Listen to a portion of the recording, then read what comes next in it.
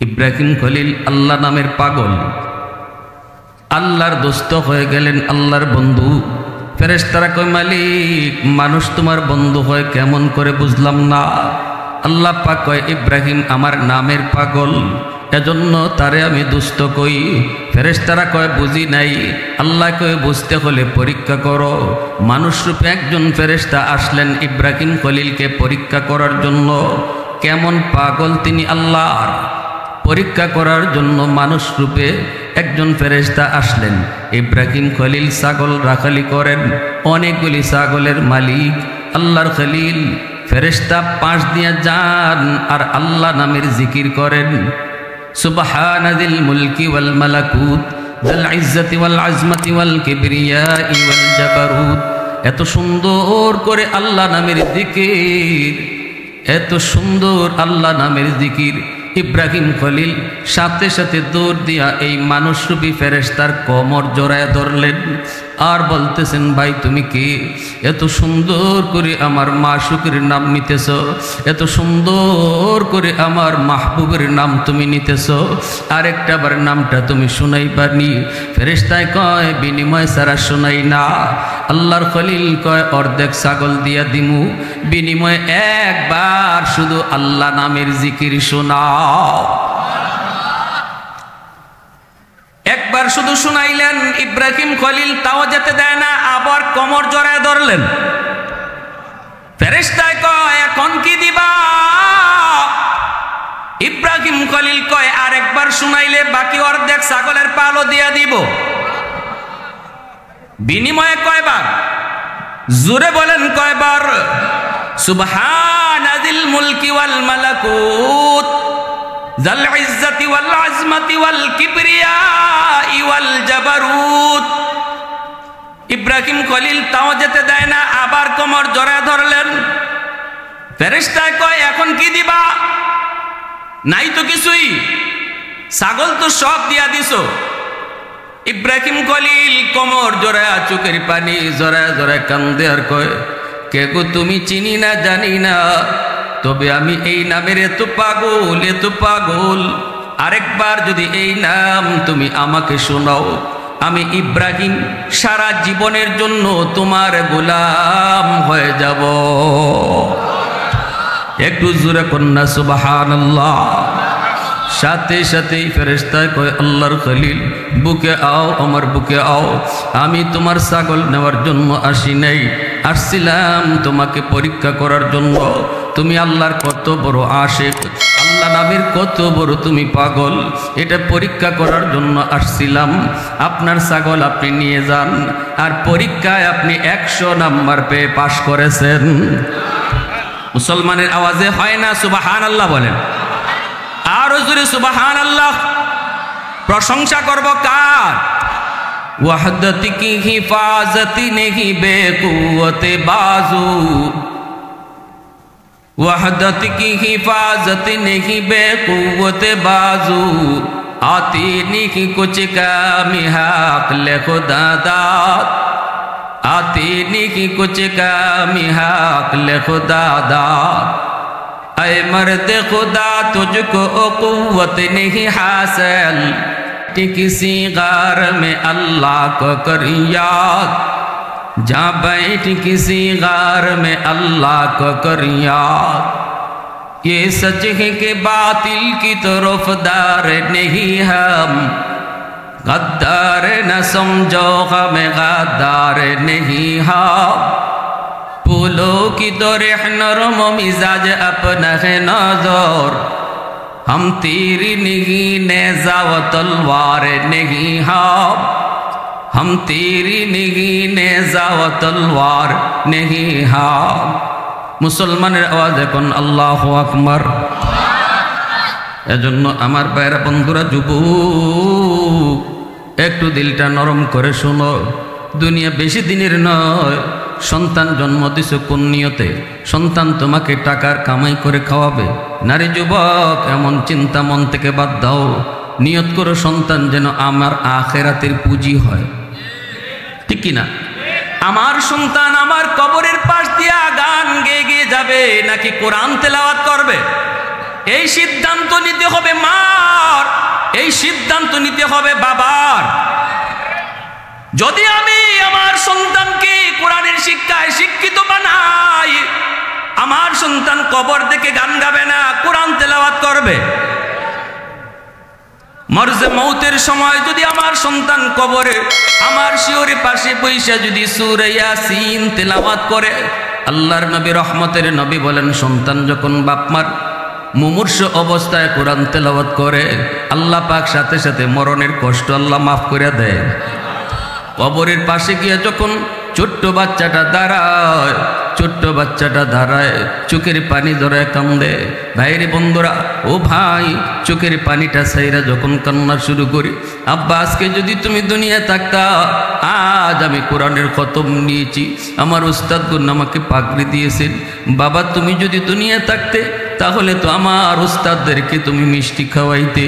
দুনিয়ায় সবচেয়ে সুখের সংবাদ, মার কলিজায় বাবার কলিজায় সন্তানের মাথায় যেদিন পাগড়ি দেওয়া হয়, এই মা বাবার চেয়ে সুখী আর কেউ নাই। ঠিক কিনা জোরে বলো?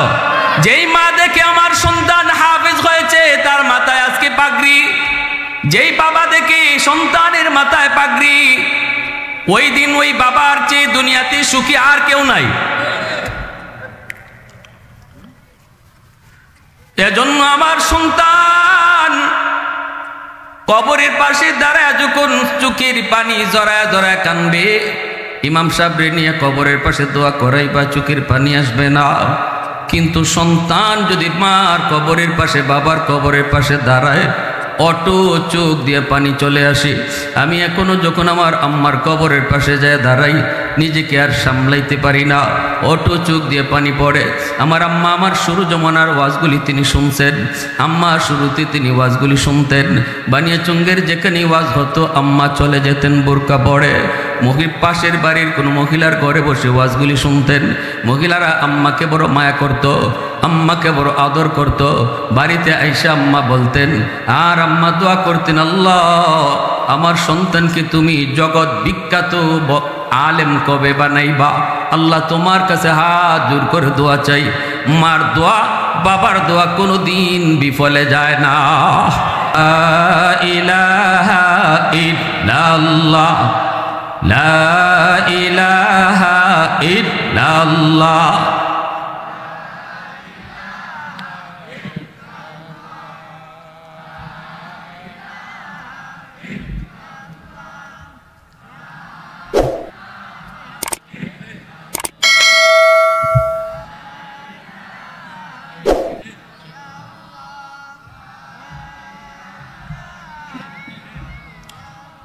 मोहब्बतेर साथे ला इलाहा इल्लल्लाह, ला इलाहा इल्लल्लाह।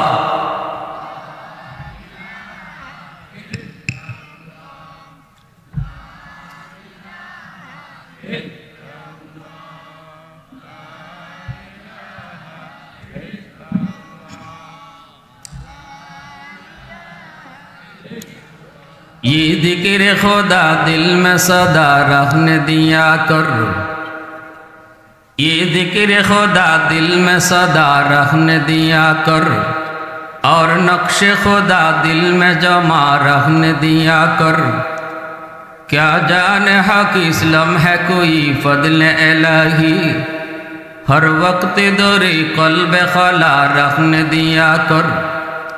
मुर्शिद की नजर गज़ बसर से न होती है, क्या खुश नजरी खुश नजरी खुश नजरी है, क्या खुश नजरी खुश नजरी खुश नजरी है। दिल तूर के दिल जूर दिया सबका खुदा से, क्या दिल शिकानी दिल शिकानी दिल शिकानी है, क्या दिल शिकानी दिल शिकानी दिल शिकानी है। ला इलाहा इल्लल्लाह, ला इलाहा इल्लल्लाह।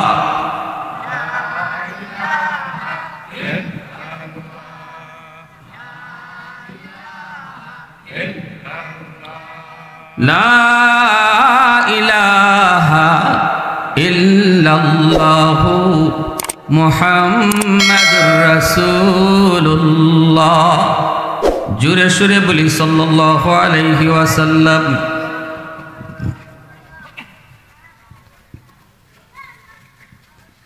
আমার প্রিয় শিক্ষা প্রতিষ্ঠান, যে প্রতিষ্ঠান থেকে আমার শিক্ষা জীবনের শুরু, জামিয়া মাদানিয়া ইসলামিয়া আদমখানি কালিকাপাড়া মাদ্রাসা, আজও মনে পড়ে আমি আমার আব্বার আঙ্গুল ধরে এই মাদ্রাসায় এসেছিলাম, যখন মাদ্রাসা ওই জায়গায় ছিল, মসজিদের পাশে।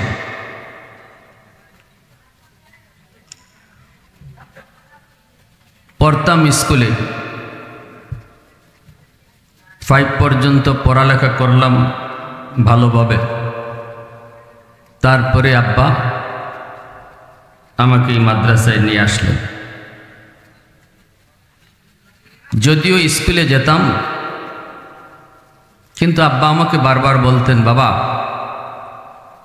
তোমার জীবনের লেখাপড়া শেষ হবে মাদ্রাসা দিয়ে, তাহলে স্কুলে নিচ্ছ কেন?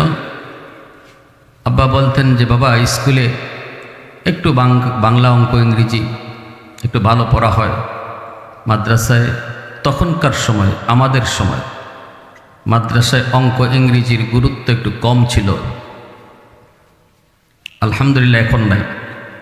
এখন নুরানি বিভাগে, মাদ্রাসার নুরানি বিভাগ যেটা প্রাইমারি স্টেজ, এই প্রাইমারি স্টেজে স্কুলের সমমানের অঙ্ক ইংরেজি রাখা হয়েছে। আপনাদের দিকে খেয়াল করে, আপনারা যারা সন্তানকে ডাক্তার বানাবেন, ইঞ্জিনিয়ার বানাবেন, জজ বানাবেন, ব্যারিস্টার বানাবেন, সচিব বানাবেন, বানান, আলহামদুলিল্লাহ, আমরা নিষেধ করি না। সবাই যদি মুফতি সাহেব হয়, ডাক্তার হবে কে? কিন্তু মনে রাখতে হবে, মুসলমানের সন্তান, তার বড় পরিচয় ডাক্তার নয়, তার সবচেয়ে বড় পরিচয় হলো সে মুসলমানের সন্তান। এজন্য সবার আগে তাকে মুসলমানি শিক্ষা দিতে হবে। এই মুসলমানি শিখাইয়া ডাক্তার বানান। এজন্যই মাদ্রাসার প্রাইমারি স্টেজে স্কুলের সমমানের অঙ্ক ইংরেজি সিলেবাসে ঢোকানো হয়েছে, যেন আপনার সন্তান 5 বছর মাদ্রাসায় পড়ার পর অনায়াসে হাই স্কুলে ভর্তি হতে পারে। হাই স্কুলের অঙ্ক ইংরেজি যেন তার কঠিন না হয়, এজন্য মাদ্রাসায় ভালো টিচারও রাখা হয়, অঙ্ক ইংরেজির ভালো টিচারও রাখা হয়। শুধু আপনাদের দিকে খেয়াল করে, আমাদের দিকে না। কারণ আমরা আমাদের সন্তানকে ডাক্তার বানাবার চিন্তা নাই। আমরা আমাদের সন্তানকে আমাদের মতো আলেম বানাবো, হাফেজ বানাবো, আলেম মুফতি বানাবো। কিন্তু মুসলমান সবাই তো আর সন্তানকে আলেম বানাবে না, জেনারেল লাইনে পড়াবে। যেন তার পড়ালেখার শুরুটা আল্লাহর পরিচিতি দেওয়া হয়, পড়ালেখার শুরু যেন ইসলামী মূল্যবোধ নিয়ে হয়, তার পড়ালেখার জীবনের শুরু যেন আখিরাতের ফিকির নিয়ে হয়। সে ডাক্তার হলেও যেন তার কলিজায় এই থিওরি কাজ করে, এ জীবন জীবন নয়, মরণের পরেই আসল জীবন। ঠিক না? যদি এই থিওরি আপনার সন্তানের কলিজায় মাদ্রাসায় 5 বছর পড়াইয়া ঢুকাইয়া দেওয়া হয়, সে ডাক্তার হলেও আদর্শ ডাক্তার হবে, ডাকাত হবে না। আওয়াজ আসতে কেন, জোরে বলেন। 20,000 টাকার লোভে পড়ে যে ডাক্তার নর্মাল ডেলিভারি কেসের রোগীকে বলে সিজার করতে হবে, এমন রিপোর্ট মাঝে মাঝে মিলেনি না, মিলে না? হ্যাঁ, বাচ্চার পজিশন ভালো, ডাক্তারও দেখতেছে নর্মাল হবে, ভালো করে জানে ডাক্তার, কিন্তু নর্মাল ডেলিভারি যদি তার হসপিটালে হয় বিল কম হবে, আর যদি সিজার হয় তাহলে 20,000। কোনো কথা নাই, ঠিক না? এই 20,000 টাকার লোভে পড়ে যে ডাক্তার আমার একজন সুস্থ বোনকে, সুস্থ মাকে সারা জীবনের জন্য অপারেশন করে অসুস্থ করলো শুধু টাকার লোভে, এই ডাক্তারকে ডাক্তার বলবেন না ডাকাত বলবেন? কেন? সে ডাক্তার না হইয়া ডাকাত হলো কেন? কারণ তার কলিজায় এই থিওরি নাই, এই শিক্ষা তার কলিজায় দেওয়া হয় নাই। এ জীবন জীবন নয়, মরণের পরেই আসল জীবন। আপনার সন্তানের কলিজায় এই কথাটাই পাথরে খোদাই করে লিখে দেওয়া হবে 5 বছর যদি মাদ্রাসায় পড়ে। কি ভাই? হ্যাঁ, কিয়ামতের মাঠে আপনাকে কাঠগড়ায় দাঁড়াতে হবে না, বাবাকে মাকে কাঠগড়ায় দাঁড়াতে হবে না যদি 5টা বছর অন্তত মাদ্রাসায় পড়ান। কেন স্কুলে পড়াবো 5 বছর? স্কুলের 5টা বছর কেন নষ্ট করব? কেন তারে আগডুম বাগডুম গোড়াডুম সাজে শিখাবো? এই 5 বছর স্কুলে না পড়াইয়া মাদ্রাসার নুরানিতে পড়াও, ডাক্তার বানান। আমরা নিষেধ করি না, আপত্তি দেই না, কখনো করি না আমরা। আমার ইমিডিয়েট আপন ছোট ভাই মাসুমরে তো চিনেন সবাই, বর্তমানে তো সচিব, আইন উপদেষ্টা আসিফ নজরুলের একান্ত সচিব। হোক না সন্তান সচিব, কিন্তু শিশুকালটা তারে ধর্মীয় শিক্ষায় বড় করো, কারণ জীবনের মূল ফাউন্ডেশন হলো শিশুকাল। এই শিশুকালে শিশুদের দিল দেমাগ কাদামাটির মতো, যা লিখতে চাবেন তাই পারবেন। যখন শিশুটা বড় হয়ে যাবে, লিখতে চাইলেও লিখা যাবে না, কারণ মাটি শক্ত হয়ে গেছে। ঠিক না? গাছের চারা পানি তখন দেন যখন চারা গাছে পানি দরকার। গাছ বড় হয়ে গেলে পানিতে লাভ নাই। এজন্য আল্লাহর রহমতে যদিও এই পর্যায়ে পৌঁছে, আল্লাহ পাককে পৌঁছাইছে ধর্মীয় শিক্ষা, আল্লাহর রহমতে আমার আব্বা যদিও জেনারেল শিক্ষিত, কিন্তু তার সম্পর্ক ছিল, সোহবত ছিল উলামায়ে কেরামের সাথে, বিশেষ করে শায়েখে কাতিয়া রাহিমাহুল্লাহ। কাতিয়ার সাবরে চিনছেন না? নাম শুনছেন তো? আল্লাহর বহুত বড় ওলি, কুতবে জামান শায়েখে কাতিয়া রহমতুল্লাহি আলাইহি। ওনার সাথে আমার আব্বা রমজানে এতেকাফ করছেন সিলেট। ওই রমজানে 10 দিন এতেকাফ করছেন আল্লাহর ওলির সাথে। ওখান থেকে আমার আব্বার দিল পরিবর্তন হয়ে গেল, আর নিয়ত করলেন আমার সন্তানকে আমি আলেম বানাবো। উলামায়ে কেরামের সোহবতে থাকার লাভটাকে দেখেন। নতুবা আমাদের ফ্যামিলি, আমাদের গোষ্ঠী, আমাদের রক্ত, আমাদের আত্মীয় স্বজন সবাই আপনারা কম বেশি জানেন, কেউ এই লাইনে নাই। ঠিক না? এই লাইনে নাই, সবাই জেনারেল লাইনে, সবাই উঠতেছে, সবাই বড় বড় এই সেই অনেক কিছু, কিন্তু আমি শুধু একমাত্র এই লাইনে। কেন? কারণ আমার আব্বার সম্পর্ক ছিল আলেমদের সাথে। এজন্য আল্লাহ রসুল বলছেন, হয় আলেম হও, নয় তালেবে এলেম হও, নয় আলেমদেরকে মহব্বত করো, আলেমদেরকে সহযোগিতা করো, আল্লাহ তোমাকে সফলতার মুখ দেখাবে। ও ফালা তাকুন খামিসা, 5 নম্বর দলে যেও না। এজন্য ভাইয়েরা, শুরুতেই কথাগুলো বলতেছি, মনে পড়ে গেল তো, এই তো সেই প্রতিষ্ঠান যেখান থেকে হাজারো উলামায়ে কেরাম বের হয়েছে আপনাদের সহযোগিতায়। এই কালিকাপাড়া আদমখানের মানুষ, আপনারা এই প্রতিষ্ঠানকে দিল থেকে মহব্বত করেছেন, ভালোবাসছেন, ছাত্রদেরকে সুযোগ দিয়েছেন। ছাত্ররা কত দুষ্টামি করছে, আপনারা সেটা সহ্য করে নিয়েছেন। বিদায় আল্লাহ পাক এই প্রতিষ্ঠান থেকে হাজারো উলামায়ে কেরামকে আল্লাহ কবুল করেছেন। আমার উস্তাদ বড় হুজুর, এখনো আল্লাহ পাক হুজুরের হায়াত আমাদের মাঝে বট গাছের মতো আল্লাহ পাক ছায়া দিয়ে রাখছে। একটা বট গাছ মনে হয় হুজুরকে দেখলে পরেই মনে হয় যে আমরা একটা ছায়ার মধ্যে আছি। আল্লাহ এই ছায়াকে আরো দীর্ঘায়ু করে দেন। সবাই বলেন আমিন, আরো জোরে বলেন আমিন। উস্তাদের মহব্বত পেয়েছি, ভালোবাসা পেয়েছি, খুব মহব্বত পেয়েছি আমি, হুজুরের মহব্বত। হুজুরের বিবি সাহেব দুনিয়াতে আজকে নাই।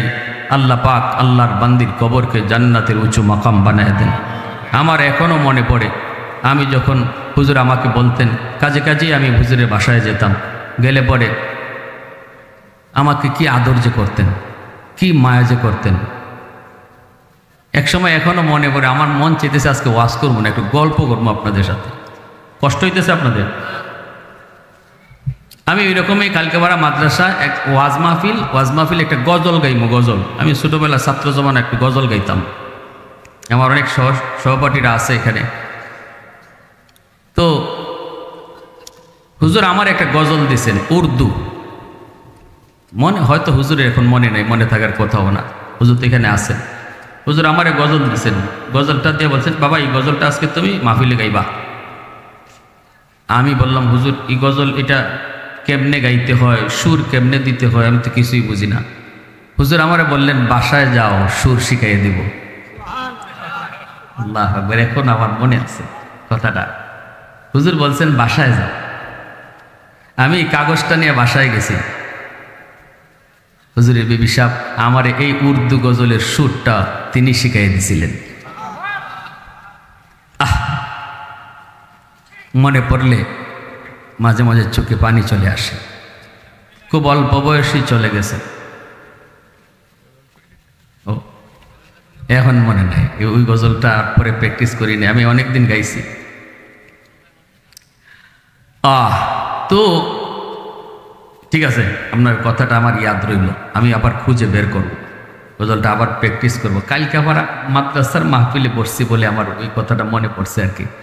এই কথাটা অটো দিল থেকে বের হয়ে আসছে। এজন্য আমরা সবাই আল্লাহর ওই বান্দির জন্য দোয়া করতে পারি না? তিনি তো মাদ্রাসার কত বড় একজন খাদেমা যে ছিলেন। মাদ্রাসার অভাবের সময় তিনি মাদ্রাসার হাল ধরছেন। এই আল্লাহর বান্দি যতজন আল্লাহওয়ালা মাদ্রাসা প্রতিষ্ঠা করে গেছেন, জীবনী খুঁজলে দেখা যায় তাদের বিবি সাহেবের অবদান সবচেয়ে বেশি। যেমন কাতিয়া সাহেব কাঁদতেন আর বলতেন আমি এই মাদ্রাসা নিয়ে পারতাম না, আমি মাঝে মাঝে হতাশ হয়ে যেতাম, আমি মাঝে মাঝে চোখে কিছুই দেখতাম না, কেমনে কি করবো। তখন আমার বিবি আমাকে সান্ত্বনা দিতেন। বিবি সাহেব যেন বাবুর্চি আছিলেন। আমাদের বড় হুজুরের বিবি সাহেব একরকম বাবুর্চি ছিলেন, বাবুর্চি। যখন যা লাগে, মাদ্রাসা খাওয়ান নাই, ছাত্রদের খানা নাই, উনি পাক করে পাঠাই দিছেন। আমরা সেই ইতিহাসগুলো মনে আছে। ভাইরা আমার, এজন্য কালিকাপাড়ার মানুষ, আদম খানের মানুষ, তাদের প্রতি অটো আমার দিল থেকে ভালোবাসা, মহব্বত। কেন? কারণ আমি তাদের প্রতিষ্ঠানেই জীবনের প্রথম লেখাপড়া করছি। আজকে অনেক মুরব্বী এই জমিনে নাই, তারা কবরে শায়িত, যারা এই মাদ্রাসাকে দিল থেকে ভালোবাসছে। ঠিক কিনা ভাই? আমার ভাইরা বন্ধুরা, যুবক, যেই এলাকায় যেই মাদ্রাসা হয়, আল্লাহ পাক বলেন ওই এলাকার জন্য মাদ্রাসা হলো রহমত। কোরআন হলো আল্লাহর পক্ষ থেকে রহমত। কোরআনের প্রতিষ্ঠান হলো এলাকার জন্য রহমত। ওয়ানুনাজ্জিলু মিনাল কুরআন মা হুয়া শিফাউন ওয়া রাহমাতুল লিল মুমিনিন। আল্লাহ পাক বলেন আমি কোরআন নাজিল করেছি তোমাদের জন্য শিফা বানায়া, কোরআন নাজিল করেছি তোমাদের জন্য রহমত বানাইয়া। এজন্য যেই করে কোরআন বেশি বেশি তেলাওয়াত হয়, এই করে রহমত নাজিল হয়। যেই সমাজে মাদ্রাসা থাকে, সমাজের মানুষ মাদ্রাসাকে কদর করে, ভালোবাসে, ছাত্র ওস্তাদদেরকে মায়া করে, ওই সমাজটার মধ্যে আল্লাহ পাক রহমত নাজিল করে। রহমত, আযাব গজব থেকে আল্লাহ বাঁচায়া গোটা সমাজটাকে রহমতের চাদর দিয়ে ঢেকে রাখেন। জোরে বলি সুবহানাল্লাহ। যেখানে রহমত থাকে সেখানে গজব আসে না। রহমত আল্লাহ পাকের গজবকে দূরে রাখে। এজন্যই মাদ্রাসার উসিলায় আল্লাহ পাক সমাজকে আযাব গজব থেকে হেফাজত করে। রে যুবক, দিল থেকে মাদ্রাসাকে ভালোবাসো, কারণ এই মাদ্রাসার উসিলায় আল্লাহ পাক আমাকে খাওয়াইতেছে, আল্লাহ আমারে পালতেছে, এই কোরআনের প্রতিষ্ঠানের উসিলায় জমিনে এখনো কোরআনের শিক্ষা চালু আছে। এখনো মানুষ সন্তানকে হাফেজ বানায়, এখনো মানুষ সন্তানকে আঙ্গুলে করে করে মাদ্রাসায় হাজির হয়। অথচ সমাজের সবগুলি মানুষ চলছে স্কুল কলেজের দিকে। 100 জনের ভিতরে 90 জন স্কুল কলেজের দিকে, 10 জন মা 10 জন বাবা হয়তো সন্তান নিয়ে মাদ্রাসার দিকে রওনা দেয়। যতদিন পর্যন্ত এই 10 জন মানুষও জমিনের ভিতরে থাকবে, আল্লাহ পাক আসমান আসমানের জায়গায়, জমিন জমিনের জায়গায় আল্লাহ দাঁড় করায় রাখবে। যেদিন থেকে মানুষ মাদ্রাসার কদর ভুলে যাবে, উলামায়ে কেরামের প্রতি শ্রদ্ধা ভক্তি ভুলে যাবে, যেদিন থেকে সন্তানকে হাফেজ বানানোর আগ্রহ হারায় ফেলবে, ওই দিন আল্লাহ পাক আসমান জমিনও ঠিক রাখবেন না। যেই জমিনে আল্লাহর নাম উচ্চারণ হয় না, যেই জমিনে কোরআনের শিক্ষা চলে না, ওই জমিনকে আল্লাহ রাখবেন না। জমিনকে, এই জমিনকে আল্লাহ রাখবেন না, কারণ আল্লাহর কালাম, আল্লাহর কথা, আল্লাহর শিক্ষা, আল্লাহ পাকের কোনো গানের কোনো আলোচনা নাই। ওই জমিন, ওই জমিনেরও আল্লাহর কোনো প্রয়োজন নাই, আল্লাহ পাকের কোনো প্রয়োজন নাই। জমিনকে আল্লাহ পাক ধ্বংস করে দিবেন। অতএব এই জমিনে এখনো কোরআনের শিক্ষা চালু আছে বিদায় আল্লাহ আমাদেরকে খাওয়ায়, আল্লাহ আমাদেরকে পালে। এখনো গাছ থেকে ফুল হয়, ফল হয়, জমিন থেকে ফসল হয়, নদী থেকে মাছ পাই, সুস্থতার যত নিয়ামত, সব নিয়ামত আল্লাহ পাক মাদ্রাসার উসিলায় দুনিয়াতে দান করে।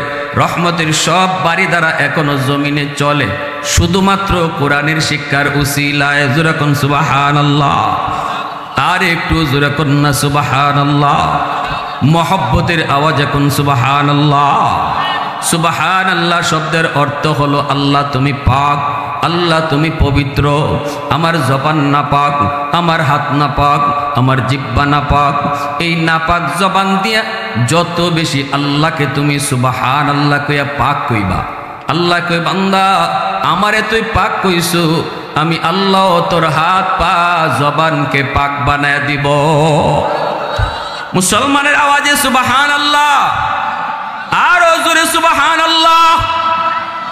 সুবহানাল্লাহ কার জিকির? আরো জোরে কন্যা মালিকের নাম কার? ইব্রাহিম খলিল আল্লাহ নামের পাগল, আল্লাহর দোস্ত হয়ে গেলেন, আল্লাহর বন্ধু। ফেরেশতারা কয় মালিক মানুষ তোমার বন্ধু হয় কেমন করে বুঝলাম না। আল্লাহ পাক কয় ইব্রাহিম আমার নামের পাগল, এজন্য তারে আমি দুষ্ট কই। ফেরেশতারা কয় বুঝি নাই। আল্লাহ কয় বুঝতে হলে পরীক্ষা করো।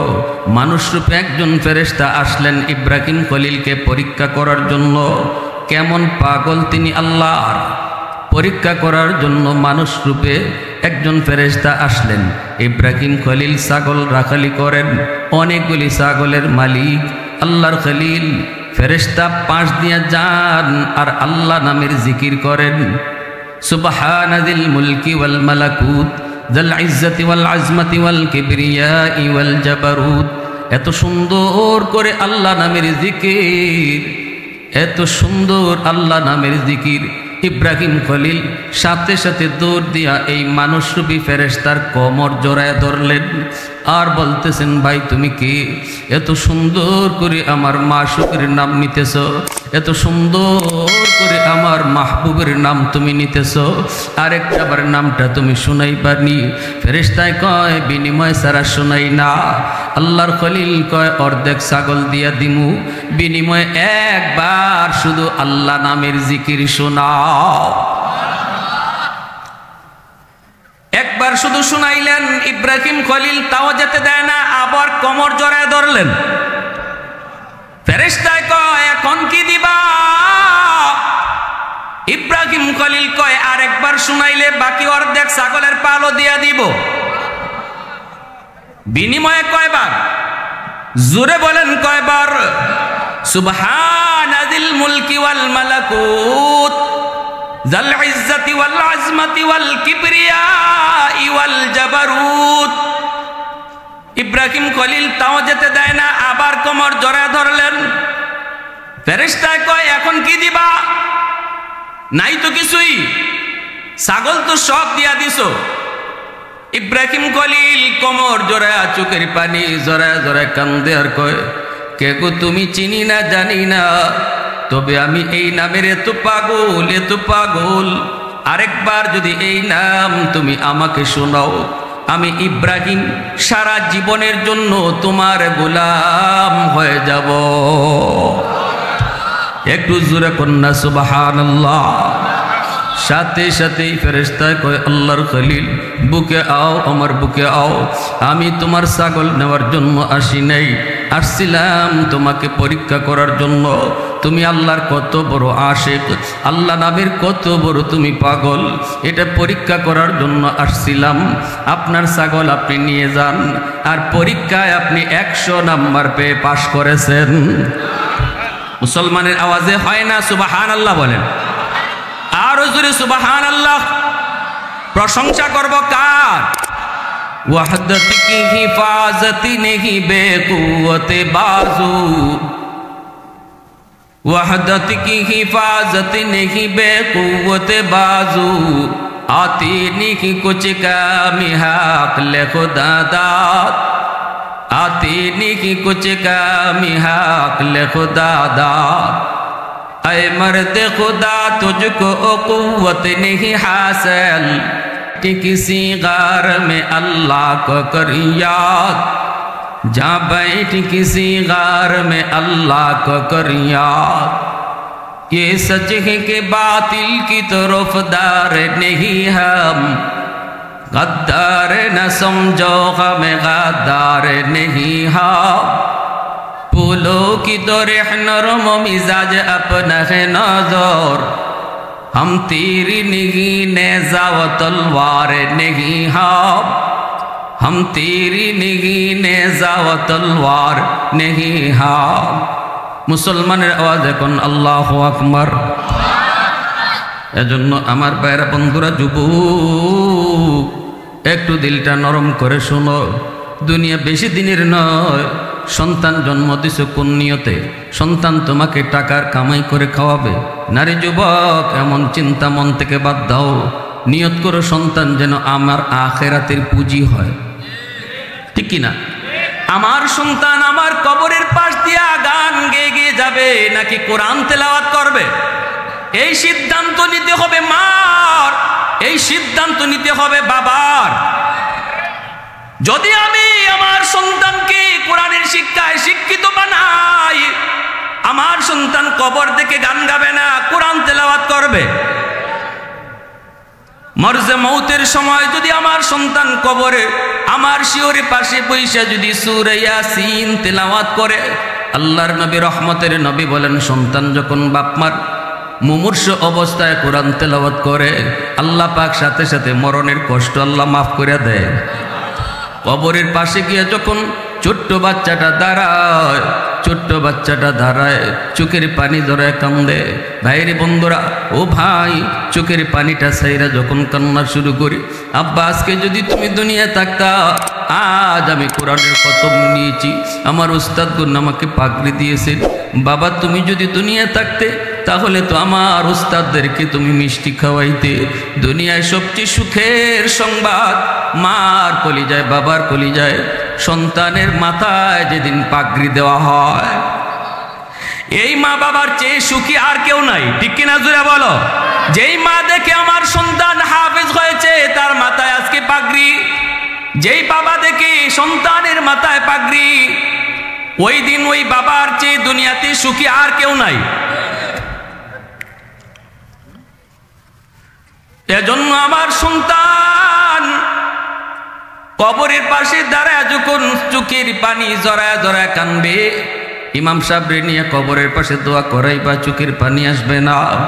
কিন্তু সন্তান যদি মার কবরের পাশে, বাবার কবরের পাশে দাঁড়ায়, অটো চোখ দিয়ে পানি চলে আসে। আমি এখনো যখন আমার আম্মার কবরের পাশে যায় দাঁড়াই, নিজেকে আর সামলাইতে পারি না, অটো চোখ দিয়ে পানি পড়ে। আমার আম্মা আমার শুরু জমানার ওয়াজগুলি তিনি শুনছেন, আম্মা শুরুতে তিনি ওয়াজগুলি শুনতেন। বানিয়াচঙ্গের যেখানে ওয়াজ হতো আম্মা চলে যেতেন বোরকা পড়ে। পাশের বাড়ির কোনো মহিলার ঘরে বসে ওয়াজগুলি শুনতেন। মহিলারা আম্মাকে বড় মায়া করত, আম্মাকে বড় আদর করত।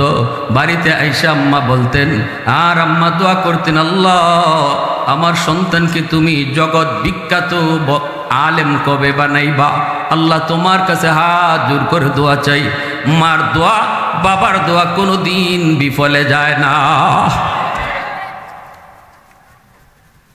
আজকে আপনাদেরই সন্তান আমি, এই মাদ্রাসারই সন্তান। সারা দেশে আলহামদুলিল্লাহ একটা সুনাম, সারা দেশের মানুষে মায়া করে মহব্বত করে। বাড়ি কোথায়? বানিয়াচং। উলামায়ে কেরাম জিজ্ঞেস করে কোন মাদ্রাসায় পড়ছেন? শুরু জমানা বলে কালিকাপাড়া। এত মায়া এত মহব্বত। বলুন তো আমার ভাই যত বড় সচিব, যত উচ্চ র্যাঙ্কে যাক, আমার ভাইকে কয়জন মানুষই চিনে বাংলাদেশের? কিন্তু একজন আলেম যদি তোমার সন্তান হয়, একজন দায়ী যদি হয়, তাহলে বাংলাদেশের ছোট নয় বড় নয় নারী নয় পুরুষ নয় সবাই চিনে। অন্তর থেকে দোয়া করে, বাবার জন্য দোয়া করে। কেমন বাবা গো, সফল বাবা। কেমন মা গো, কেমন মা, মার জন্য দোয়া করে। ভাইরা বন্ধুরা জন্য বলছিলাম, সন্তান তোমার বড় হওয়ার পরে কবরের পাশে গান গায়ে যাবে নাকি কোরআন তেলাওয়াত করবে যুবক, এই সিদ্ধান্ত নিতে হবে তোমাকে এখন। ঠিক কিনা জোরে বলে? 5টা বছর নুরানি মাদ্রাসায় পড়াও, মিনিমাম 5টা বছর তারে মাদ্রাসায় পড়াও। মুসলমানের পড়ালেখার শুরু যেন মাদ্রাসা দিয়া হয়। এই কথায় কে কে একমত আছেন? হাত উঠে আল্লাহরে দেখান। আল্লাহ তুমি কবুল করো, জোরে বলি আমিন। মুসলমানের সন্তানের লেখাপড়া শুরু হবে আল্লাহর পরিচয় দিয়া, আখিরাতের ফিকির দিয়া, আমার নবীর আখলাক দিয়া, দয়ার নবী মায়ার নবীর আখলাক। এই মাদ্রাসায় কোনো নেতার আদর্শ পড়ানো হয় না, কোনো নেত্রীর আদর্শ পড়ানো হয় না, লেনিনের আদর্শ পড়ানো হয় না, কার্ল মার্ক্সের আদর্শ পড়ানো হয় না। আমার নবী রহমতের নবী মায়ার নবীর আদর্শ পড়ানো হয়। কি ছিল নবীর আখলাক? সারাদিন দাওয়াতের কাজ করে মায়ের নবী ঘরে আসবেন। আম্মাদান আয়েশা সিদ্দিকা রাদিয়াল্লাহু তাআলা আনহা বলেন, নবীজি সারাদিন দাওয়াতের কাম করলেন, কাফের কুফফার গুলি নবীকে মারলো, আমার নবীর গায়ে আঘাত করলো। নবীজির গায়ে আঘাত, নবীজির কখনো শরীর থেকে রক্ত ঝরতো, কিন্তু আমার রাসূল যখন বিকাল বেলা তিনি ঘরে আসবেন, আম্মাজান বলেন নবীজির গায়ে ব্যথা রক্ত ঝরে, কিন্তু বিবির কাছে ঘরের কাছে যখন আসবেন, ঘরে ঢুকবেন, তখন নবীর চেহারায় মুস্কি হাসি থাকতো। আস্তে কেন সুবহানাল্লাহ জোরে বল। আর আমরা বিকাল বেলা সারাদিন কাম কইরা ঘরে ঢুকার সময় চেহারা থাকে কালো, ভয়ঙ্কর। অনেক বিবি ডরায়া সামনে আসে না, ঠিক না? মনে করে আল্লাহ সারাদিন আওয়ার বন্ধুরা কাম করে আইছে, এত লাঠিও আছে দেখা যায়। কোন কথা থেকে কোন কথা কইমু আর গরুর লাঠি শুরু হইব আমার উপরে। মহিলা দেখা যায় বাথরুমের ভিতরে হামকাই বসা, নয়তো পাকঘরের মধ্যে কাম নিয়ে ব্যস্ত। উদ্দেশ্য হলো মাথাটা একটু ঠান্ডা হোক, মাথাটা একটু ঠান্ডা হোক, এরপরে যাইমু। কিন্তু আমার নবীর আখলাক, ওই নবীর আখলাক এই মাদ্রাসায় পড়ানো হয়। নবী সারাদিন এত কষ্ট করার পর যখন বিবির কাছে আইতেন, ঘরে ঢুকতেন, বাচ্চা কাচ্চার কাছে ঢুকতেন, তখন আমার নবীর শরীরে রক্ত জড়ে চেহারায় মুস্কি হাসি থাকতো। একটা আমল অন্তত বুঝেন আমার নবীর আখলাকটা কি ছিল। আম্মাজান বলেন আমরা ঘর থেকে দৌড় দিয়া বের হয়ে যাইতাম নবীজির মুস্কি হাসিটা দেখার জন্য। এখানে আমার দুইটা সাবজেক্ট, স্ত্রীর হক, স্ত্রীর দায়িত্ব আর স্বামীর দায়িত্ব। স্বামী ঘরে ঢুকার সময় চেহারার মধ্যে হাসি, বিবিকে দেখলে সন্তানকে দেখলে সালাম, ঠিক কিনা? আর বিবি সাহেবের কাম হলো ঘর থেকে একটু বের হইয়া স্বামীর হাতে কি আছে এটা হাতে তাড়াতাড়ি নেও, ব্যাগ থাকলে ব্যাগটা উঠায় নাও। আম্মাজান বলেন আমরা দৌড় দিয়ে বের হতাম, নবীজির মুচকি হাসি দেখতাম, আর নবীর হাতে যা ছিল সেটা আমরা নিজের হাতে তুলে নিতাম। আল্লাহু আকবার। এরপরে নবীজি ঘরের ভিতরে ঢুকতেন, ঢুইকা বলতেন আয়েশা ও হাফসা রান্না বান্না হয়েছিনি? আম্মাজান তখন বলতেন, নবী গো কিছু এখনো রাঁধতে পারি নাই, এখনো কিছু সময় বাকি আছে, চুলা এখনো রান্না হচ্ছে। আমার নবী বিন্দু পরিমাণ চেহারায় রাগ করতেন না। নবী এই কথা বলতেন না, আয়েশা সারাদিনে আইলাম একটু খানার ব্যবস্থাও করতে পারলা না, এই কথা নবী বলতেন না। নবী বলতেন, আয়েশা তুমি কাম করো, তুমি পাক করে যাও আর আমি পানি নিয়ে আসতেছি। নবীজি বলতেন, আয়েশা আমি ঘর ঝাড়ু দিতেছি। আল্লাহু আকবার, জোরে বলে। নবীজি আম্মাজানের কাজকে সহযোগিতা করতেন। এটা আমার নবীর বহুত বড় সুন্নত। ঘরের কামে বিবিকে সাহায্য করা এটা আমার নবীর সুন্নত। কি ভাই? আর আমরা তো যদি দেখি ভাত রান্দা হইছে না, কিতা বুঝেন? হ্যাঁ, হইমু দিশা পাও না তো, একটু আওরও গিয়া দেখো, একটু আল বাইয়া দেখো, গরু দুইটার ভাত রান্তায় এটাও পারো না, ঠিক না? কিন্তু এই ভাত রান্দাটা যে কত কষ্ট এটা মহিলায় জানে, পুরুষে বুঝতো না। পুরুষের কাম আল্লাহ পুরুষের জন্য সহজ করছে, নারীর কাম আল্লাহ নারীর জন্য সহজ করছে। পুরুষ যদি নারীর কাম হয় আর নারী যদি পুরুষের কামও যায়, সব আউলা লাগবো, ঠিক না?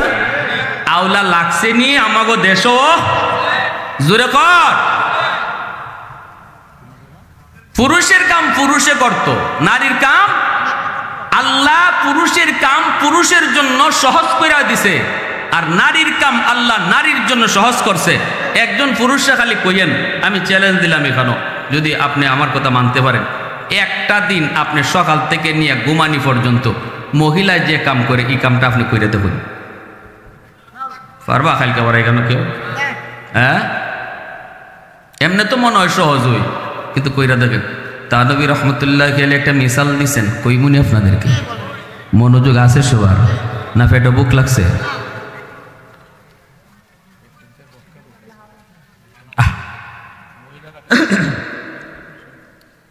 এক লোক হাওরে বন্দরে কাম করে, আলবায় মহিলায় 12টার সময় খানা লইয়া যায়, প্রতিদিন মিস নাই, 12টার সময় খানা লইয়া যায়। আমাগো এলাকায় এমন আছে দুপুরে খানা আওয়ারও ফাটানি হয় না, এখন নাই, আলহামদুলিল্লাহ। এক সময় আসিল, আমার নানার বাড়িতে গেলে তো এখনো ভাই, আমার এখনো মনে আছে, আমার নানার বাড়ি তো মকরমপুর, গেলে পরে আমার নানু কইতা, ভাই খাওয়ানটা কামলারে দিয়া হোক। দুপুরবেলা আমি কান্দো খাওয়ান লইয়া আওরও যাইতাম, গিয়া কামলা হলে খাওয়ান দিতাম, আর আওরও খাওয়ান দিব, অত মজা। কিতা ভাই আপনার এখানে এই ব্যাপারে জানা আছে নি আপনারা? হ্যাঁ, আওরের খানা যে অত মজা, একদিন খাওয়ার পরে আমার নিশা লাগিয়ে গেছি। নানু যখন আমার কইতা দুপুরে তুমি খাইলাও, খাইয়া খামলা খাওয়ান লই যেই তুইব, আমি বলতে নানু আমিও খাইতাম না, আমি কেন খাইব? খেতে রাইলো পুটকি শিরা যে আরো বেশি মজা লাগে, ঠিক না?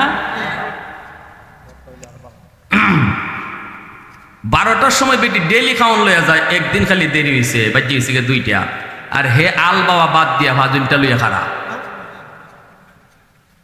জামাই আজকে আইলে ওই বিসমিল্লা ছাড়া শুরু। বেটিও ভাবছে ওরে আল্লাহ, আমার যে জামাই জল্লাদের জল্লা, আজকে গেলে যে কিতাব তুফান শুরু হয়। বেটিও দোয়া দুরুদ কোনটা পারে না, খালি কয় আউযুবিল্লাহ আউযুবিল্লাহ আউযুবিল্লাহ আউযুবিল্লাহ পড়তে যাইতেছে। এখন আল্লাহ পাক আউযুবিল্লাহর উসিলায় বেটারে একটু ঠান্ডা করছে, বেটার লাঠি চালাইছে না, দাঁড়ো যাওয়া মাত্রই চেরাটারে উল্টাইয়া বাংলা গাইল যা সিল ফিসটা উল্টায় আর মারে,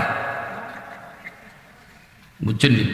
আর শেষ পর্যন্ত তরে দিয়ে আমার সংসার আর চলতো না।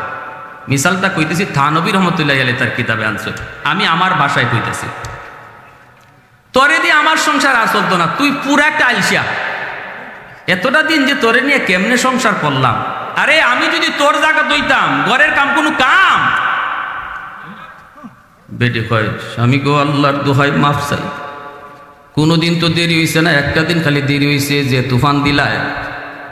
ও স্বামী মাপ চাই, এই কথাটা তুই আও, আগামীকাল 1 দিন 2 দিন লাগতো, 1 দিন তুমি আমার কাম করবায় আর আমি তোমার কাম করমু। বেটায় কয় তে তো ভালো হয়েছে, এটা কোনো কাম হইল? আচ্ছা ঠিক আছে।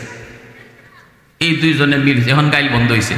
এখন কথা এক কথা দিয়েছে, আগামীকালকে বেটি আইব আল বাবা আর বেটা ঘরের কাম সামলাইব।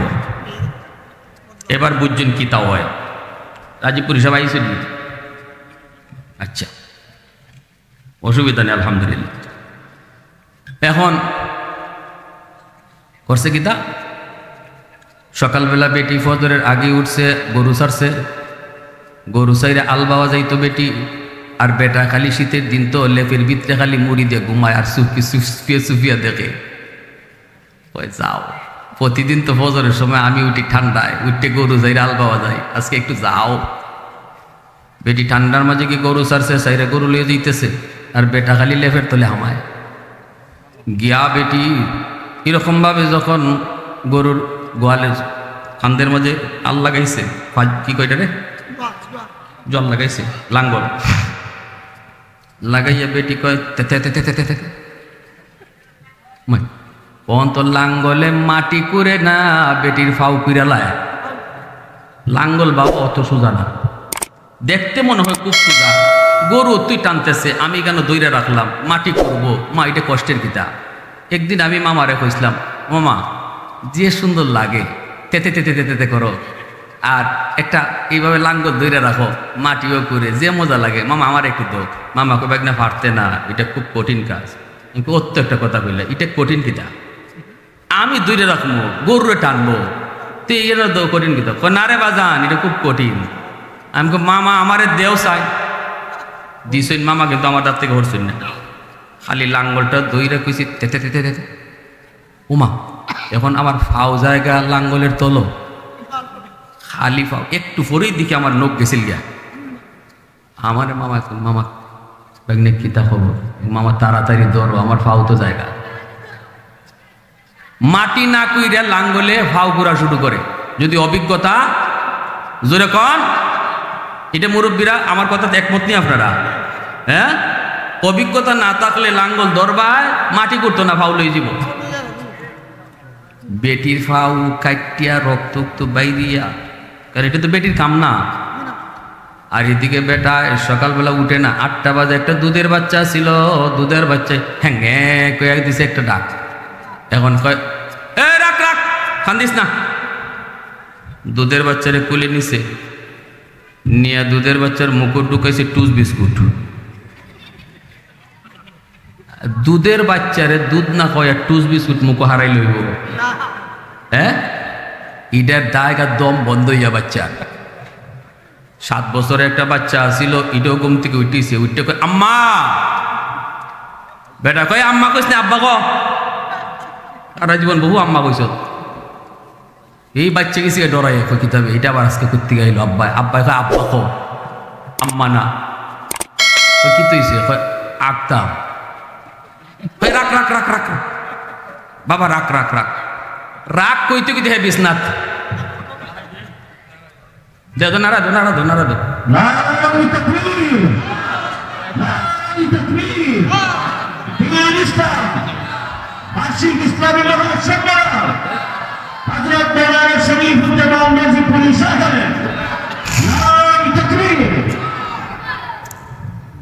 কয়টা বাজে?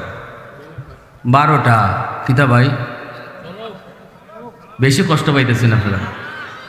ওয়াজ তো শুরুই হয়েছে না, ঠিক না? আপনারা দেখে তো আমার মন ভরে গেছি যে আমার নিজের মানুষ। সারা দেশে যাই, বিভিন্ন জায়গায় সেরাসুরা চিনি না, চোখ মুজে ওয়াজ করি।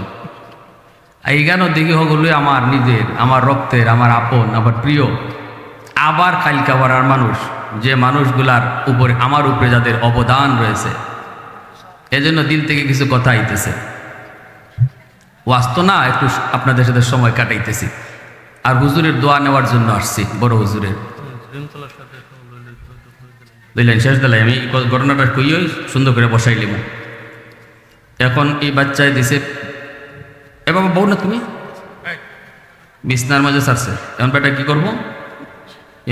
ইন্নাল্লাহ, ও বাচ্চা রে তুই এটা কিতা করলি? এখন মাফলার দিয়া মুখ ফেসাইছে বালা কইরা, বেটার গন্ধ ভাল লাগে না। আর মা যে কত পায়খানা আতাইল, মায় কোনোদিন মাফলার ফেসাইল না। ঠিক না? জোরে কম।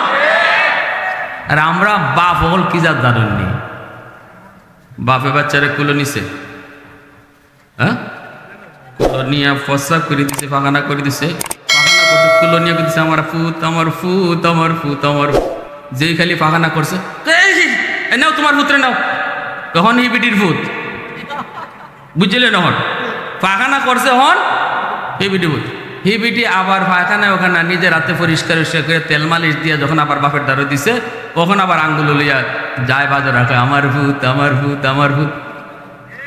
আমরা হইলাম ইজাত বাপ কি ভাই? এখন এদিকে ওই সিগিতা হেতো আচ্ছা মাতমুনে, এরপরে এদিকে তো ইটার পড়ছে পায়খানা করছে, এই বাচ্চারে লইয়া ইটারে এক হাতে লইছে আর দুধের টারে কুলো লইছে, লইয়া গেছে গাটো গে দইব, কোনো রকম দইতে গেছে এমনি দেখে গোয়াল করে একটা গাবি গরু দুধের গরু, ইটা 8টা 9টা বাজে গেছি গা, এখনো দুধের গাড়ি দুধ খিরানি হয়েছে না। বেটি প্রতিদিন ফজরের পরে উঠে দুধ খিরাইতো, এখন 9টা বাজে গেছে এখনো দুধ খিরানি হয় না, বাসুরও পাগল মাও পাগল, রশি মুশি সিরিয়া বাড়িতে দৌড়, এদিকে একটা কুলো আর একটা আতো একটা পায়খানা, আর হিদিকে গাই ফাতারে দৌড়, গাটু গুটো গিয়া গুসল উসল করে এইতারে আইনা গরির পায়ে সে দেখে দুপুর 12টা এখনো চুলায় আগুন ধরাইছে না, অথচ তার 12টার ভিতরে বল লাগে খানা লইয়া যাওয়ার কথা। কথাটা বুঝছেন? বেটি তো প্রতিদিন 12টা বাজে লইয়া যাইত, একদিন খালি 2টা বাজছিল আর বেটায় বাংলা গাইল দিছিল। আজকে কত হইলো বেটি যাইব আলো আর টাইম ডাইন দিয়ে উইন দিয়ে খাওয়ান লইয়া 12টার ভিতরে যাইতা, এখন হে ছায়া দেখে 12টা বাজে এখনো চুলাত আগুন হই। এখন বাচ্চা দুইটারে দুই দিকে লইয়া দুইটা আম্মা আম্মা কইয়া কান্দে, আর হে উসরার মাঝে বইয়া বইয়া তুতার মাঝে হাত দিয়া কয় কই গো তুমি কই।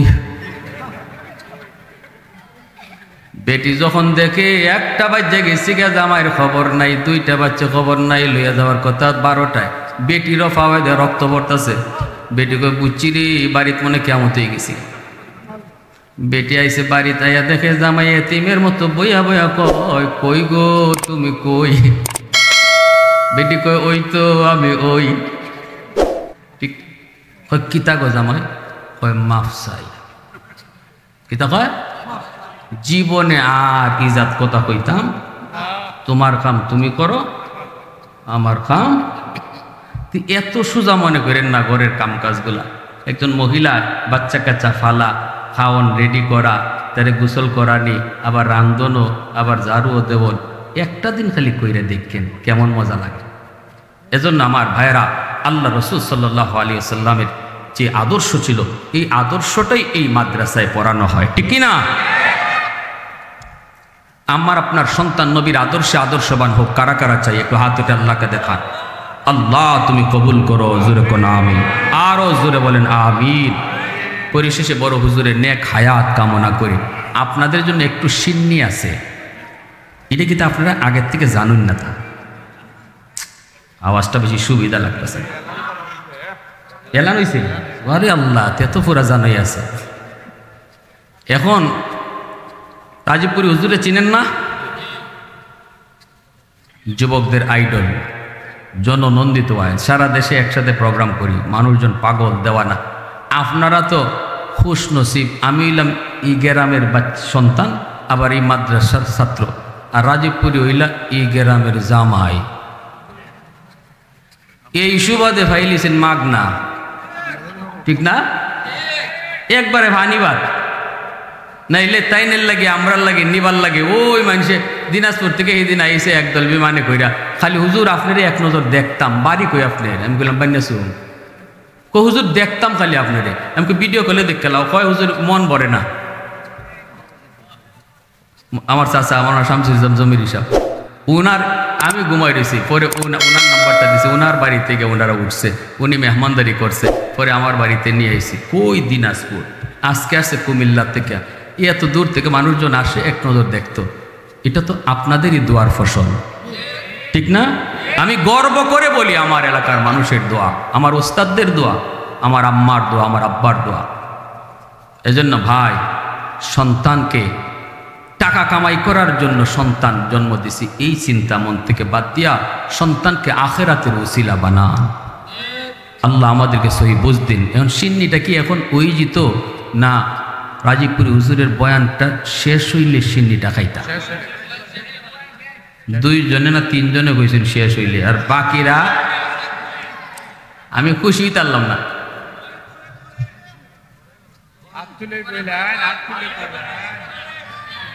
ইয়া আল্লাহ, কষ্ট করে হাত উঠতেছে রে না ভাই, হাত উঠাটাও কষ্ট হইতেছে।